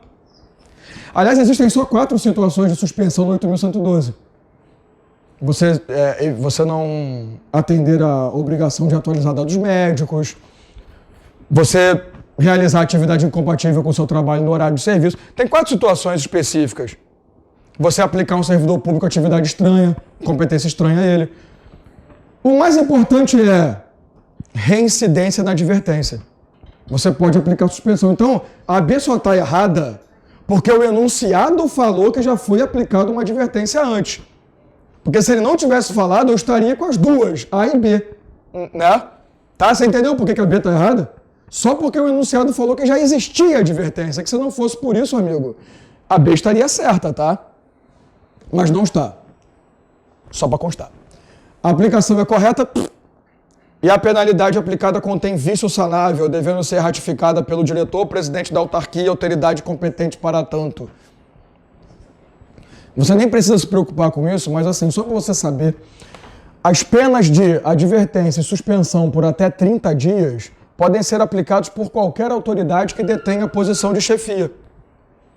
Somente pena de demissão é que exige, e suspensão acima de 30 dias, até 90, é que exige que seja o chefe, o presidente ou o dirigente máximo da entidade, tá?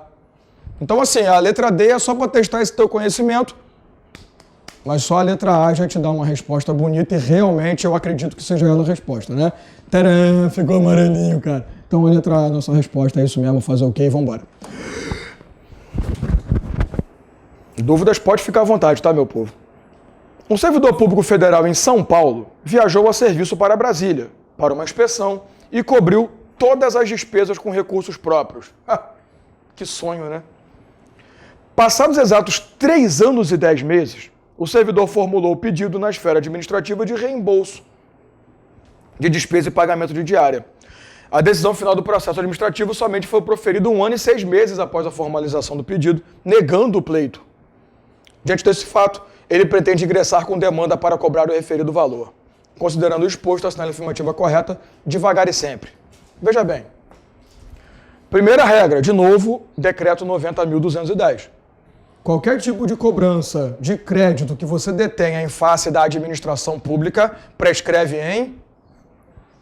Só que não é isso que a pergunta me trouxe, né? Assim, ele entrou com um pedido 3 anos e 10 meses. Tá no prazo? Sabe o que eu te pergunto? É o seguinte. Se, do verbo se, eu formulei o meu pedido aqui,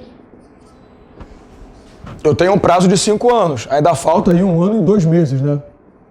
Pela frente. Você entendeu? 1/2 meses ficou bom. Parece que falta meio meses. A pergunta é, a propositura da ação, ela suspende a contagem do prazo prescricional? Sim ou não? Claramente. Você entendeu o que a pergunta queria realmente saber? O fato de propor aquela ação vai suspender a contagem do prazo? Então, na verdade, do pedido para negativa, não passou 1 dia. É como se eu ainda tivesse 1 ano e 2 meses pela frente. Eu posso ainda tentar novamente? Eu posso entrar com a ação novamente? Posso. Deu para entender a jogada? Gente, olha, só uma coisa importante. Tudo bem que a gente está falando aqui de uma ação de ressarcimento, não deixa de ser, né? Uma ação de indenização, para ser melhor. Só que tem um detalhe, no direito administrativo, pelo amor de Deus, os processos, as ações do processo administrativo, principalmente os recursos, tá? Não tem efeito suspensivo. Porque você aprende lá no CPC com o tio Juliano o contrário, né? Recursos em... Não é nenhum processo, vou falar de recurso mesmo. O recurso no âmbito administrativo não tem efeito suspensivo de regra. Ele só vai ter efeito suspensivo por duas situações. Se a lei assim prevê, ou se o juiz determinar que seja recebido com efeito suspensivo. Aí também você vai ter que entrar com um pedido de suspensão dos efeitos, aí é outro papo, né? Você entendeu? No direito administrativo, eu estou aproveitando só para falar disso, tá? Porque eu não tenho questão de recurso aqui. O recurso administrativo não tem efeito suspensivo de regra. Ele só vai ter se a lei assim prever. Vamos lá. O prazo prescricional de 3 anos, já parei, já sei que não são 3. É cobrança em face da administração. 3 anos é se fosse cobrança em face de outro particular. Se fosse o contrário, por exemplo, a administração cobrando do particular, seriam 3 anos, tá? O prazo prescricional de 5 anos, se você quiser eliminar, a A já está errada e a C também, né? Porque a C fala de 10 anos. 10 anos era o prazo privado do Código Civil de 1916. Está meio atrasado. O prazo é de 5 anos e este foi suspenso pelo pedido administrativo. Com a decisão negativa, volta a correr a prescrição contra o servidor. O prazo é de 5 anos e, portanto, este já transcorreu integralmente, visto que o pedido formulado na esfera administrativa não suspende nem interrompe. Nós acabamos de ver que o pedido suspende sim. Então ele poderia propor novamente? Poderia. Tá? Olha, não acha estranha a frase volta a correr prescrição contra o servidor, porque é verdade. Que é a prescrição que o servidor tem, de prazo que o servidor tem para agir. Então é contra ele que corre, tá? Não acha estranho, não. A ação corre contra o Estado, mas a prescrição corre contra você, que é o ajuizante, né? Até aí tranquilo, né, meu povo? Nada muito complexo. Fora as outras 16 matérias, tá tudo bem, né? Questão 11. Faz logo essa porra e passa, porque vai entrar previdenciário, eleitoral. Tem mais 4 matérias para entrar, tá? Então vamos resolver isso logo, meu povo. Resolução de conflitos e introdução às normas de direito. Vai sair do civil, vai virar disciplina própria. Você tá me assustando. Isso tá desde 2017 rolando. Já era para ter entrado, tá? É que eles enrolaram um pouquinho. Vamos passar. Já tá difícil, vai piorar. E nós vamos voltar a ter 300... Mentira. Questão... 300 é muito, né? 220 tá bom. Ainda não virou CESP, né? Porque é a CESP que cobrava 100. A fim de pegar um atalho em seu caminho para o trabalho, nunca pegue atalho, sempre faz... né? Não. Maria atravessa uma área em obras, que está interditada pela empresa contratada pelo município para a reforma de um viaduto. Entretanto, por desatenção de um dos funcionários que trabalhava no local naquele momento, um bloco de concreto se desprendeu da estrutura principal e atingiu o pé, que sorte, né, de Maria, podia ser a cabeça. Nesse caso, eu não faço ideia do que ele quer, eu acho que ela fala de responsabilidade civil do Estado, né? Vamos pensar assim? E claro que é isso. Gente, pensa rapidinho. Eu tenho 2 condições para analisar. Primeiro, a Maria. A Maria passou por uma obra, ela viu que tinha lá, interditado, não passe, cacete, estava lá, grandão. Mesmo assim, ela resolveu passar. Ela tem culpa no cartório? Calma. O problema é que Maria não passou pela obra e tropeçou numa pedra que estava no chão e caiu de cabeça e morreu. Não precisava morrer, né? Caiu de cabeça e se machucou. O problema é que Maria não passou perto de um vergalhão, passou o braço e se arranhou toda. Quem nunca, né? Se arranhou por um vergalhão exposto na rua. Isso é normal. O que aconteceu foi que um agente, um funcionário da empresa, melhor dizendo, que não é um agente público, não é uma empresa privada, pelo visto, deu uma olha ali e caiu um bloco de concreto no pé de Maria. Eu posso aplicar a culpa exclusiva da vítima na história? Porque assim, apesar da ação de Maria ter configurado culpa a culpa não é toda dela. Aqui surge uma novidade que eu preciso que você saiba. Eu também não vou isentar Maria de culpa, pelo amor de Deus. Então a culpa aqui não é exclusiva, é culpa concorrente. A teoria do risco administrativo, se você lembrar, que fala da responsabilidade civil do Estado, ela diz que existem excludentes de responsabilidade, dentre elas, culpa exclusiva da vítima. A questão é que quando é culpa concorrente, não é excludente. Mas uma coisa é certa, se a culpa é concorrente, existe uma atenuante. Pegou? Então, assim, eu não posso dizer que o funcionário é culpado de todo e também não posso dizer que Maria é culpada de tudo. Agora, o Estado não vai se eximir. Na verdade, você teria que entrar com uma responsabilidade contra a empresa prestadora do serviço, concorda comigo? Porque é uma contratada do Estado, é ela que está prestando serviço de obra.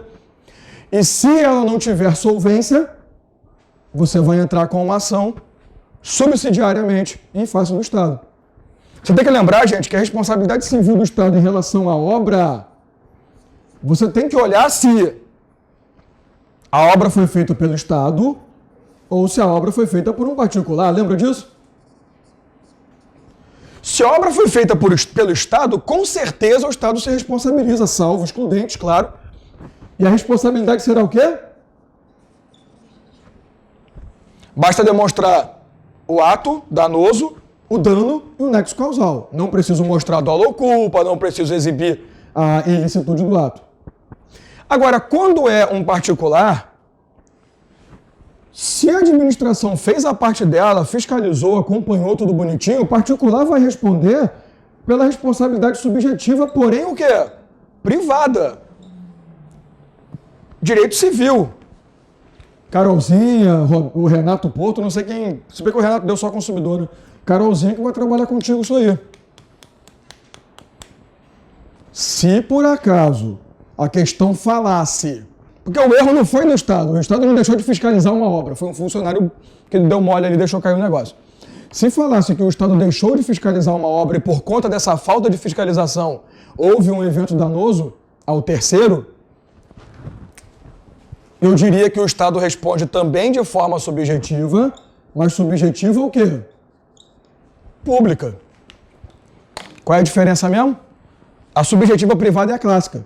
Eu tenho que demonstrar dolo ou culpa, eu tenho que demonstrar ilicitude, além da ação, do dano e do nexo causal. Qual é a subjetividade objetiva? Basta demonstrar o ato, o dano e o nexo, mas eu preciso comprovar a omissão do Estado.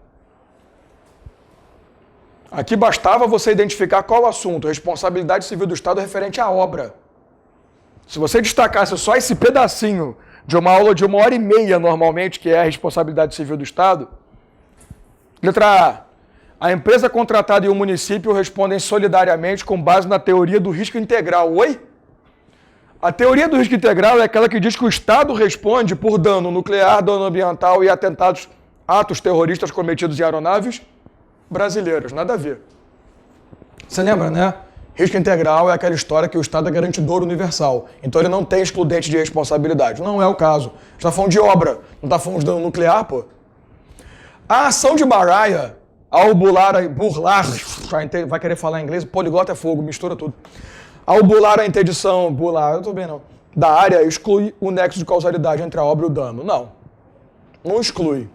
Né? Poderia, se ela tivesse só tropeçado numa pedrinha e se tivesse faltado fiscalizar a comunicação também, né? Não entre, interditado, cuidado, caramba. A empresa contratada do município responde de forma atenuada pelos danos causados, tendo em vista a culpa concorrente da vítima. Poderia, né? Por que o município vai responder também? Eu posso aplicar a falta de fiscalização, sem problema nenhum. Mas calma, a empresa contratada responde de forma objetiva, mas a responsabilidade do município demanda comprovação de culpa na ausência da fiscalização de obra. Estaria bonita a letra D se ele falasse que a empresa responde de forma subjetiva. Porque o resto está certo, a responsabilidade do município demanda comprovação da ausência de fiscalização. O problema é que ele fala que a empresa responde objetivamente. Não. Tá? Particular não vai responder objetivamente, tá? Quem responde é concessionária, mas nunca uma empresa meramente numa obra. Prestador de serviço público. Tranquilo? Uma autarquia federal divulgou o edital de licitação para concessão da exploração de uma rodovia que interliga diversos estados da federação. A exploração do serviço será precedida de obras de duplicação da rodovia. Como o fluxo esperado de veículos não é suficiente para garantir, por meio do pedágio, a amortização de investimentos e a remuneração do concessionário haverá adicionalmente à cobrança de pedágio, contraprestação pecuniária por parte do poder público. A questão está morta aqui. A questão se resolve aqui. Gente, eu tenho que ficar procurando a situação, não sei nem onde é que eu guardo as coisas. Quando você estuda concessão de serviços públicos, você aprende que existem duas formas de concessão. A concessão comum e a concessão especial, também tratada como parceria público-privada, PPP. A concessão comum é aquela em que o poder concedente, que é o Estado, através de licitação, oferece uma concessão para um particular, que é o concessionário, e esse concessionário ele é remunerado integralmente pelo usuário do serviço público. Então, o transporte público coletivo é um concessionário, ele se remunera cobrando tarifa. Uma empresa de comunicação via jornal, ela é remunerada cobrando o valor do jornal. Já na concessão especial, também conhecida como parceria público-privada, nós temos duas modalidades. Essa aqui é concessão comum. Nós temos duas modalidades de concessão especial. Uma chama-se concessão administrativa. Como é que funciona a concessão administrativa? De novo, a mesma sequência. O poder concedente faz uma licitação para instituir um concessionário e o concessionário é remunerado pelo próprio poder concedente. Porque, na verdade, o usuário final desse serviço vai ser a própria administração. Então, por isso que o nome é concessão administrativa. Porque o usuário vai ser a administração. Quem é que vai pagar? A administração. Exemplo clássico, construção de presídio. A administração pública contrata através de concessão, o cara vai lá, constrói, faz a gestão do presídio e quem paga por cada presidiário somos nós, claro, mas é a administração, com nossos recursos. A questão falou alguma coisa sobre isso, a administração ser quem vai remunerar integralmente o valor? Ela falou da outra modalidade chamada concessão patrocinada, que é aquela em que o poder concedente transfere, dá para uma empresa uma concessão e essa concessionária ela é remunerada parte pelo usuário, parte pelo poder concedente. Na concessão patrocinada, o cara diz o seguinte: eu vou cobrar R$5 pelo serviço. A administração fala, beleza, de cada usuário você cobra 2, que 3 eu completo. É uma forma que a administração achou de convencer o cara a participar, para garantir a amortização de investimentos. Não é isso que aconteceu na questão? Olha o que ele fala. Adicionalmente à cobrança do pedágio, contraprestação pecuniária por parte do poder público. Então, você paga a sua parte com o pedágio, usuário, e a administração completa o valor. Eu só posso procurar na questão o que fala de concessão o quê? Patrocinada. Então, trata-se de um exemplo de PPP, realmente. Na modalidade administrativa? Não. Trata-se de um consórcio público com personalidade de direito público entre autarquia e pessoa de direito privado? Consórcio público é entre entidades da administração pública direta, pera lá. Trata-se de um exemplo de PPP na modalidade concessão patrocinada, sem dúvidas. Trata-se de um exemplo de consórcio público com personalidade de direito privado, também não. Beleza? Letra C de saudade. Tá aí de boa? José, acusado por estupro de menores, foi condenado e preso em decorrência da execução de sentença penal transitada em julgado. Logo após seu recolhimento ao estabelecimento prisional, porém, foi assassinado por um colega de cela. Sorte para nós, azar para o Estado. Acerca da responsabilidade civil do Estado pelo fato ocorrido no estabelecimento prisional, assinale a afirmativa correta. Gente, questão muito fácil. Ainda é sobre a responsabilidade civil do Estado, mas especificamente sobre a teoria chamada teoria do risco criado ou suscitado.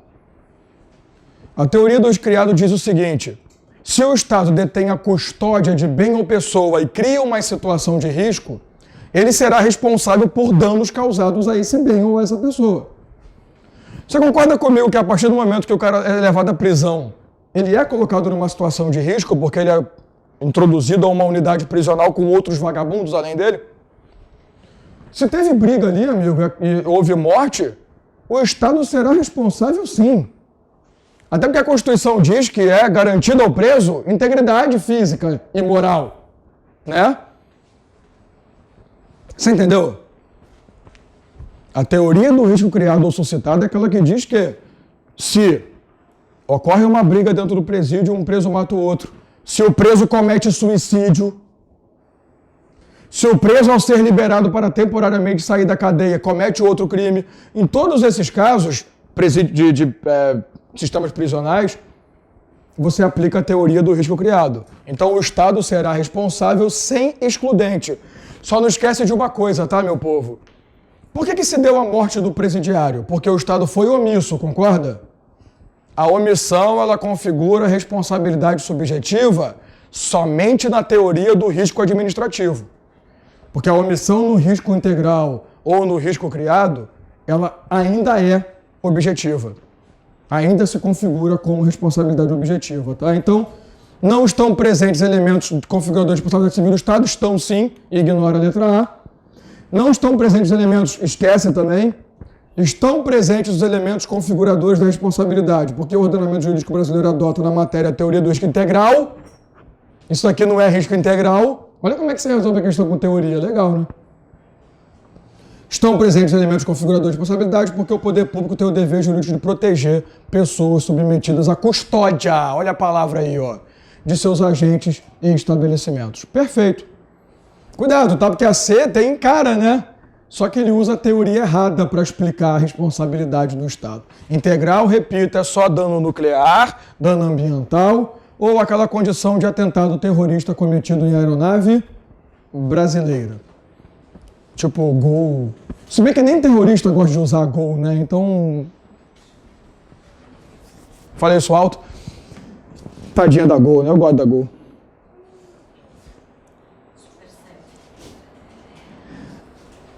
Esses nomes são, cara, eu adoro esses nomes. A Sociedade Limpa Tudo S.A. é uma criatividade, né? É a empresa pública estadual destinada à prestação de serviços públicos de competência do respectivo ente federativo. Tal entidade foi condenada em vultosa quantia em dinheiro, por sentença transitada em julgado, em fase de cumprimento de sentença. Para que se cumpra o título condenatório, considerar-se-á que os bens da empresa pública são... Opa, pera lá. Uma coisa que você aprende naturalmente é que bens de pessoas de direito privado são privados. Ponto final. Isso está no artigo 98 do Código Civil. Só que você não pode esquecer que os bens privados que estão atrelados à prestação de um serviço público mantém a característica de privado, mas a eles são dadas as garantias de direito de bem público. Garantias como impenhorabilidade, ele não pode ser penhorado, imprescritibilidade, ele não sofre uso capião, não onerosidade, ele não pode ser dado como direito real de garantia, hipoteca, anticrese e por aí vai, penhor, e inalienabilidade relativa ou alienabilidade condicionada que a gente falou, né? Ele, a princípio, não pode ser alienado, salvo se for desafetado, avaliação prévia. Então toma cuidado que o Código Civil ele traz o conceito de bens públicos, o conceito da titularidade. Para ser público, só se for de direito público a pessoa. Se for de direito privado, não. Só que o nosso entendimento administrativo usa um outro conceito para completar, que é o conceito da destinação do bem. Você lembra que empresa estatal são as SEM e as EPs, concorda? Ele falou de empresa pública, por isso que essa questão é importante. Elas podem ser prestadoras de serviço público, concorda? Ou explorador de atividade econômica. Se ele presta serviço público, ele está sendo regido pelo direito público. Logo, os bens são privados, mas tratados como... Agora, se fosse uma exploradora de atividade econômica, como o Banco do Brasil, por exemplo, os bens seriam privados, tratados como privados. Então, isso aqui é uma coisa interessante que a gente estuda, né? Só se dá essa garantia não porque o bem é de uma PJ de direito público, mas sim porque está atrelado à prestação de um serviço público. E a questão me falou isso, né? Ó, é uma empresa pública estadual, então é uma de direito privado, sempre, porém, destinada à prestação de serviço público. Pronto, aqui que ela me deu todo o motivo para aplicar as garantias de bens públicos para ela. Mas nunca se esqueça, ele não perde a qualidade de bem privado. Ele só é tratado como público. Se a questão falar os seus bens serão públicos, está errado. Vai, ô desgraçado. Repetindo a pergunta que eu já esqueci. Considerar-se que os bens da empresa são impenhoráveis, certo que são bens públicos. Errou. É impenhorável, mas não é bem público. Letra B, privados, de modo que em qualquer caso estão sujeitos à penhora. São privados, mas dão as garantias de bem público. Impenhorabilidade é uma delas. Privados, mas se necessários à prestação de serviço público, não podem ser penhorados. Parece assim, é privado, mas se estiver atrelado ao serviço, não vai sofrer penhora. Privados, mas são impenhoráveis em decorrência da submissão ao regime de precatório. Gente, aqui também tem isso. O regime de precatório, ele realmente é aplicado para prestador de serviço público, mas não é por isso que o bem não é penhorável. Até porque o regime de precatórios ele é garantido para dívidas eventuais e tal, mas são duas instituições diferentes. O que a gente responde? O bem é privado, mas se ele é destinado à prestação do serviço, foi o que a letra C falou, não foi? Ele vai ser tratado como bem público. Logo, realmente, não pode ser penhorado, não pode sofrer uso capião, não pode ser dado como direito real de garantia. Ficou alguma dúvida nessa questão? Toma cuidado, tá? Se ele fala bem público, tá errado. Ele continua, ele mantém bem privado. Tá acabando, eu juro. Faltam só umas 13. Dá nem tempo, né? Daqui a pouco já dá 4 horas, vem a Daniela toda animada, cabelo tudo pra cima. Então vamos trabalhar. O município Beta verificou o grave... Ou é falando de cabelo dos outros. Grave comprometimento... Ainda bem que tem a Daniela, que o meu cabelo fica menos feio. O município Beta verificou o grave comprometimento do... Você até lavei o cabelo hoje que eu levei expor de aluno de manhã. Serviço de educação das escolas municipais, considerando o grande número de professoras gozando licença maternidade e de profissionais em licença de saúde. Razão pela qual fez editar uma lei que autoriza a contratação de professores por tempo determinado, sem a realização de concurso, em situações devidamente especificadas na norma local. Diante dessa situação, assinar a afirmativa correta. Rapidinho, pode? Qual o nome desse instituto? Me ferrou, né? É uma contratação direta por necessidade ou urgência pública. É contratação direta, temporária. Ou você pode chamar carinhosamente de contratação temporária. Está no artigo 37, algum inciso. Pode ser que seja o 9º, que eu falei mais cedo que era outra coisa, eu não sei. É algum deles. 8º, 6º, 20º, inciso 735. O ato é lícito. Porque perceba que o enunciado fala que a lei autoriza por tempo... Se você estiver numa condição de urgência, necessidade imperiosa... Você vê, eu tô com pouca gente, porque tá todo mundo de licença, maternidade, licença de saúde. Vou fazer o quê? Vou fazer concurso público para contratar gente nova? Aí quando eu contratar gente nova, esse pessoal quando voltar de licença, sabe? E detalhe, até fazer concurso público, vai continuar tendo dificuldade. E, concurso público leva no mínimo 6 meses para finalizar. Isso os rápidos. Isso os que são... Pode. É constitucional? É a chamada contratação temporária. A Constituição da República não autoriza a contratação temporária, autoriza. Realmente não tem concurso, tá? É contratação temporária direta, não é à toa. Pode ser, atenção para isso, que se realize um processo seletivo simplificado para poder configurar ali um suposto concurso. Mas esse PSS é para contratação temporária. Nada impede que seja direta. Mas o normal é você fazer um processozinho só para dizer que você, não escolheu a dedo.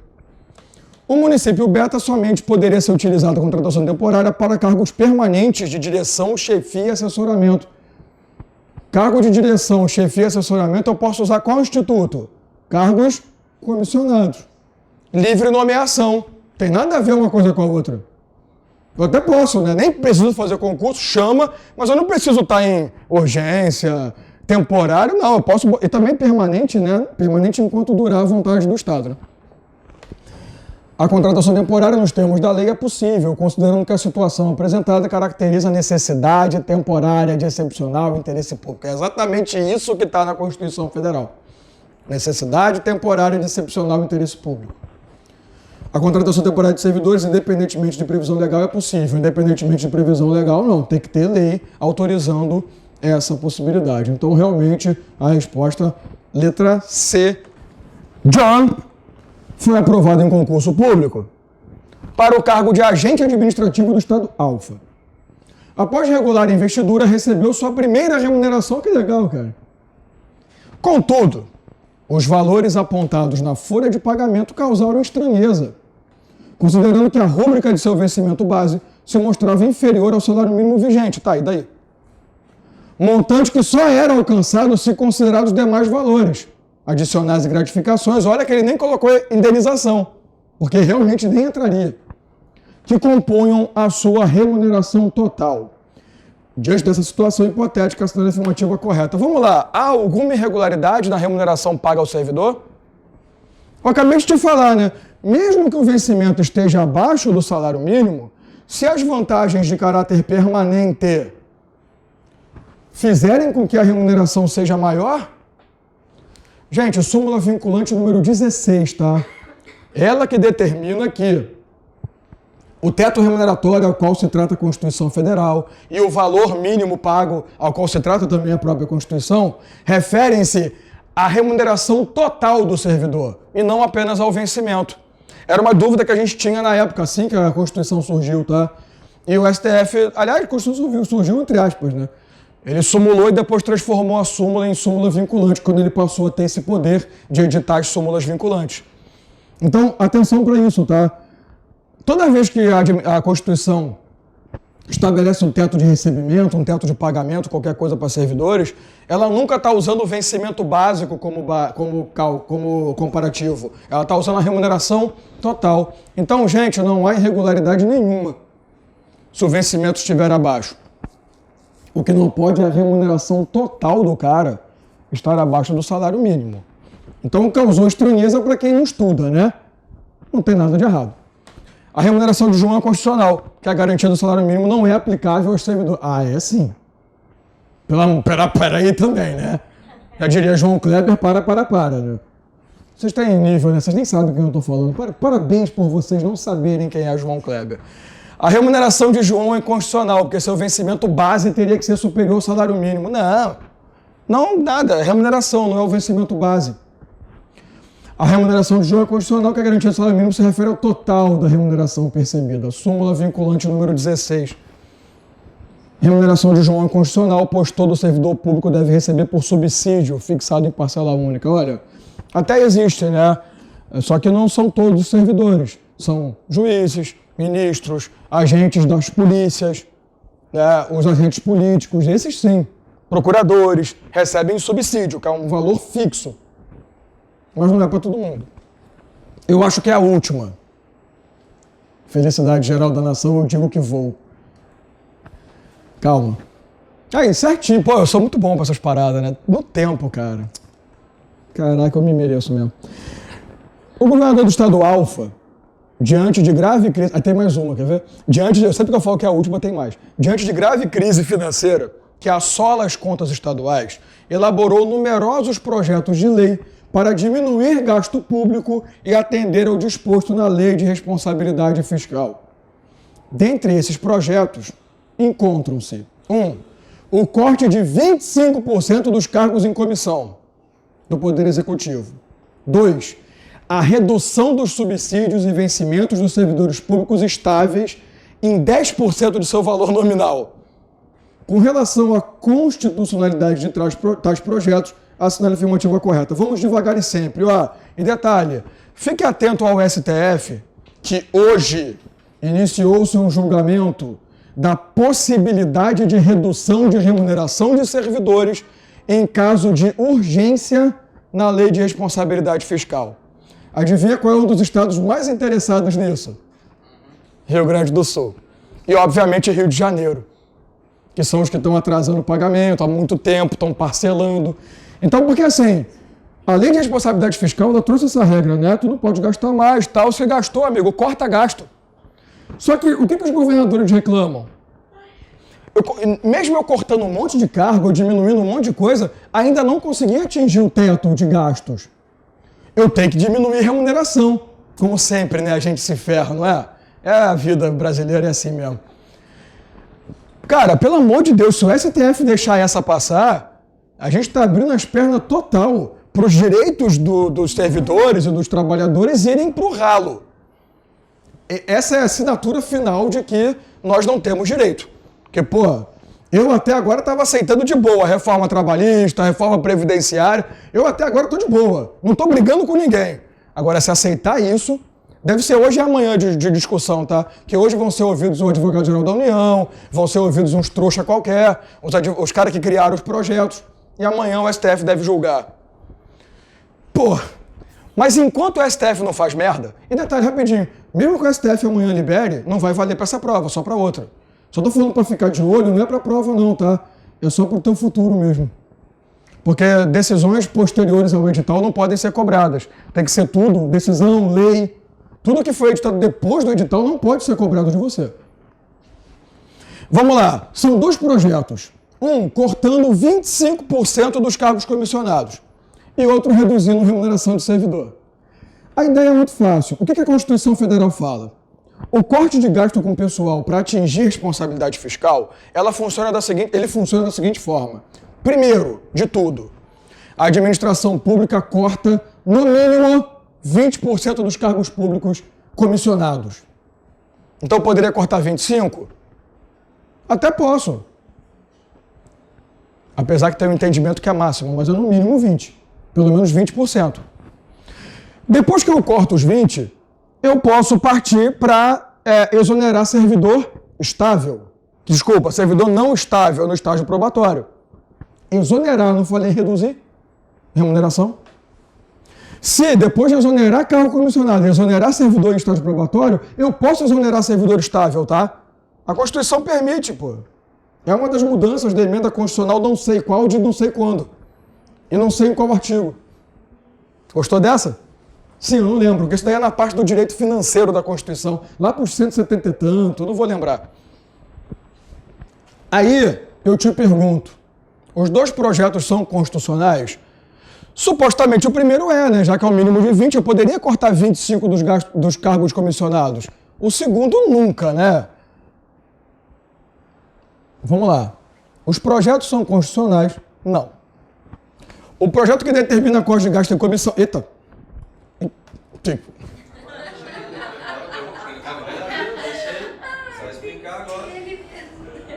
Cara, eu não posso ficar... Eu não nasci para essas coisas mesmo. Eu não derrubei caneta, que eu sempre derrubo, mas eu... foda-se. O projeto que determina o corte de gasto em comissão é inconstitucional, não é. O que não poderia é se o projeto cortasse 10%, 15% apenas, que a Constituição exige que pelo menos 20% sejam chutados. O projeto que reduz diretamente o subsídio de vencimento pago ao servidor é inconstitucional. Né? Os projetos são inconstitucionais não, porque o primeiro é constitucional, o segundo que não é, tá? Então, realmente, letra C de sangue. Só de raiva. Tranquilo, meu povo? Não é nada complicado. eu só sempre chamo a atenção que direito administrativo é tudo, então fazer o quê? Pode cair em qualquer coisa. Mas basicamente é isso. Nos vemos de novo em março com mais pelo menos 15, 16, ou 17, ou 20, ou 25 questões. Mas assim, se você puder aplicar isso no seu dia a dia, quando você for fazer umas questões, grande Dani, tudo bem?